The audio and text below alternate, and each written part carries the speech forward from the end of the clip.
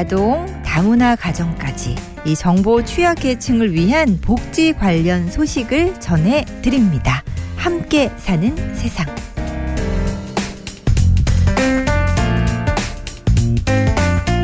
오늘도 장애인 생활신문의 차미경 기자 연결돼 있습니다. 안녕하세요. 네, 안녕하세요. 네, 오늘 첫 번째 소식은 뭘까요? 네, 올 하반기부터 치매 가족 휴가제의 연간 이용 한도가 늘어난다는 소식입니다. 2021년도 치매관리 종합계획 중 하나인데요. 이 휴가제는 치매가 있는 장기 요양 수급자를 돌보는 가족이 일시적 휴식이 필요한 경우 단기보호 또는 종일 방문 요양 서비스를 이용하는 제도를 말합니다. 아, 그렇군요. 연간 이용 한도가 어느 정도 늘어날까요? 네, 현재까지는 6일을 이용할 수 있었는데요. 네. 하반기부터는 8일까지 늘어나게 됩니다. 또한 5월부터는 단기보호 서비스를 제공하는 주 야간 보호기간이 88개소에서 200개소로 확대되고요.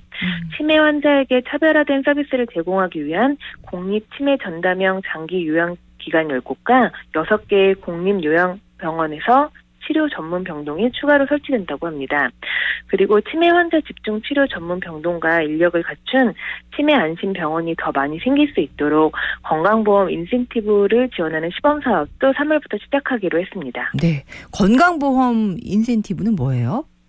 네, 치매 안심 병원에서 환자를 집중 치료해서 90일 이내에 퇴원시키는 경우 이번 기간 동안 요양병원 일당 정액 수가 외에 하루 최대 4만 5천 원의 인센티브를 주는 건데요.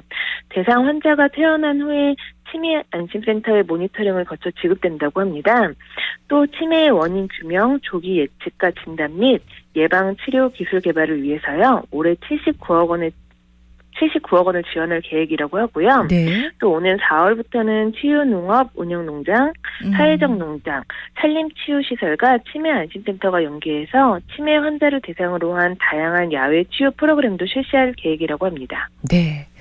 보통 이제 말씀들 하실 때 치매는 국가가 돌봐야 되는 문제다 이렇게들 말씀을 하시는데 이 환자는 물론이고 정말 가족들에게 꼭 필요한 지원들이 계속해서 이어졌으면 좋겠습니다. 아까 보니까 치매 가족 휴가제 이틀 늘어난 거잖아요. 네네. 좀 더 늘어났으면 좋겠어요. 네. 아, 진짜 옆에서 보면은 저 아는 분이 이렇게 간호하시는데 진짜 힘드시더라고요. 예. 예. 두 번째 소식은요? 네, 교육 관련 소식 2가지를 준비했는데요. 먼저 인천시가 다음 달부터 다문화 가족과 한부모 가족, 저소득층 자녀에게 맞춤형 온라인 학습을 지원한다는 소식입니다. 심리 정서 프로그램과 함께 학생 개인의 수준과 진도에 따라 1:1 스마트 학습 서비스, AR, VR, 3D 콘텐츠를 포함한 북카페 등을 제공할 계획입니다. 신청 대상은 만 4세에서 6세인 미취학 아동, 만 7세의 예비 초등학생, 그리고 초등학생과 중학생인데요. 미취학 아동과 예비 초등학생은 각 군구 다문화센터에 신청하시면 되고요. 초등학생과 중학생은 현재 재학 중인 학교에 오는 3월 12일까지 접수하시면 된다고 합니다. 네, 또 다른 교육 관련 지원도 소개를 같이 해주세요. 네, 인천시 교육청이 저소득층 가정을 대상으로 하는 초중고 학생 교육비 교육급여 지원 사업을 19일까지 집중 신청받는다는 소식인데요.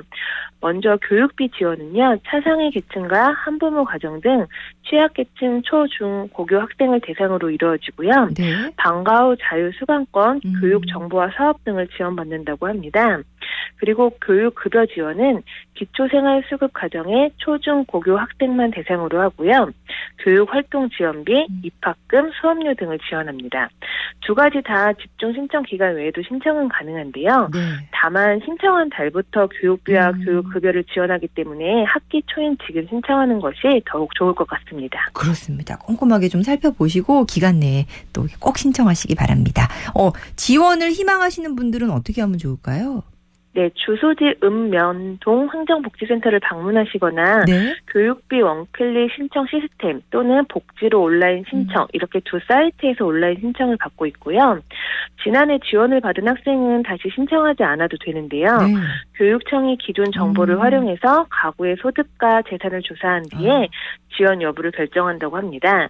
또 이와 관련된 보다 자세한 사항은 거주지 행정복지센터 또는 교육비 중앙상담센터 1544-9654 또는 보건복지부 콜센터인 119로 문의하시면 되겠습니다. 지난해 지원 받았던 학생은 다시 신청하지 않아도 되는 점이 되게 마음에 드네요. 그렇죠. 맞아요. 예, 우리나라는 또 이건 정말 잘 돼 있는 것 같아요. 예. 그리고 마지막으로 짧은 소식 하나 더 전해주세요.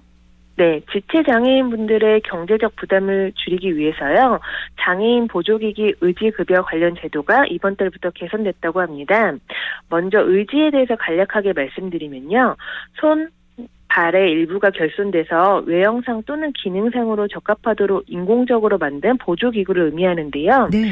이 의지급여 기준 금액이 품목별로 평균 22.8%가 인상됐고요. 또한 수리 빈도가 높은 5개 품목에 대해서도 의지 소모품 급여가 이루어진다고 합니다. 네, 오늘도 다양한 소식 감사합니다. 네, 감사합니다. 네, 장애인 생활신문의 우리 차미경 기자와 함께했습니다.